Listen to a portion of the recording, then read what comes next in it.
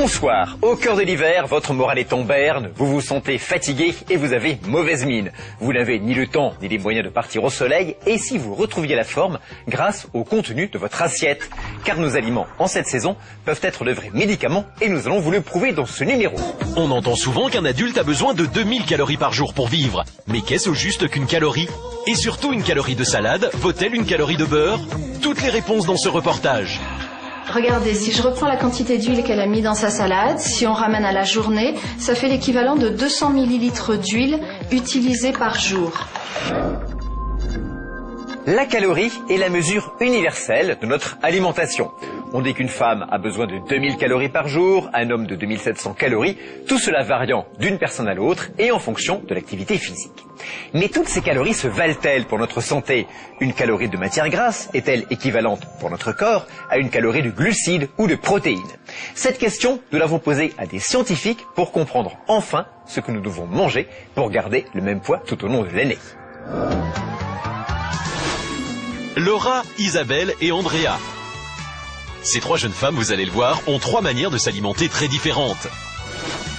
Mais toutes les trois, pour garder la ligne, ont décidé de suivre les recommandations des nutritionnistes qui préconisent de ne pas dépasser les 2000 calories par jour.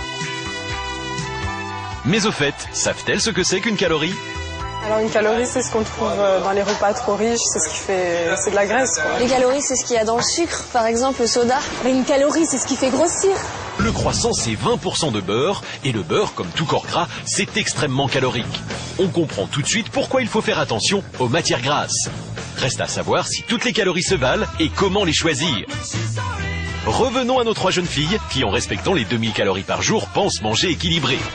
Marianne Rosenberg, docteur en nutrition, va leur prouver le contraire. Moi, je suis plutôt sucrée, mais j'essaie quand même de faire attention à ne pas dépasser la quantité de calories conseillée par jour. Andrea, c'est l'alimentation tout glucide. Toast, pâtes, pommes de terre, que des féculents. Donc, que des glucides. Elle est bien à 2000 calories quotidiennes, mais ça ne suffit pas. Il est souhaitable d'être entre 45 et 55% de glucides quotidiens, alors que là, Andrea est autour de 80%, ce qui est vraiment excessif. Mais alors, à quoi s'expose Andrea?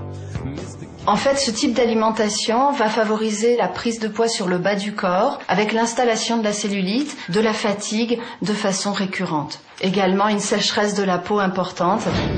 Alors, est-ce Laura qui est dans le vrai? Elle, ce qu'elle aime, c'est la viande.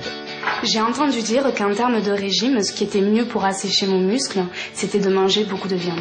Et quand Laura aime, elle ne compte pas. Jambon le matin, bœuf midi et soir, 80% de ces 2000 calories proviennent des protéines. Il est souhaitable d'apporter 12 à 15% de protéines. Un régime excessif en protéines va favoriser un travail supplémentaire des reins. En continuant à manger comme ça, Laura va être fatiguée et risque de faire des vertiges. Avec une alimentation 100% fruits et légumes en salade, Isabelle pense avoir trouvé la clé d'une alimentation équilibrée. Je suis persuadée que ça peut pas me faire de mal. Avec plusieurs salades composées et des fruits chaque jour, Isabelle aurait presque raison. Mais encore faut-il ne pas vider la bouteille d'huile. Regardez, si je reprends la quantité d'huile qu'elle a mis dans sa salade, si on ramène à la journée, ça fait l'équivalent de 200 ml d'huile utilisée par jour. Imaginez, 200 ml par jour, c'est une bouteille et demie d'huile par semaine, 6 bouteilles par mois et 80 bouteilles par an. Isabelle ne pensait manger que des vitamines. En fait, 80% des calories de son alimentation proviennent de l'huile, donc des graisses. Un chiffre qui ne devrait pas dépasser normalement 30 à 45%. Il faut savoir que lipides, aussi appelés matières grasses, vont s'installer surtout sur le haut de son corps, favoriser une surcharge au fil des années et peut-être des risques cardiovasculaires. Et ce n'est pas tout. Sans protéines, ses muscles vont fondre. Isabelle sera très fatiguée. Et question physique, c'est la chute de cheveux assurée. Donc au bout de quelques années, Isabelle risque de se retrouver chauve, avec des jambes toutes maigres parce qu'elle aura perdu tous ses muscles et un gros ventre. Manger 2000 calories par jour n'assure pas une alimentation équilibrée. Il faut surtout respecter le pourcentage des nutriments essentiels à l'organisme.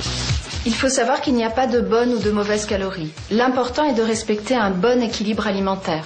Et dans la limite de 2000 calories par jour, l'équilibre ce sont des fruits et des légumes à volonté, des féculents pour les glucides à chaque repas, puis de la viande et des produits laitiers pour les protéines. Et enfin les matières grasses avec modération. Rappelez-vous, elles sont beaucoup plus caloriques que les catégories précédentes. Vous l'avez compris, avant tout une alimentation idéale, c'est une alimentation variée. Bon appétit!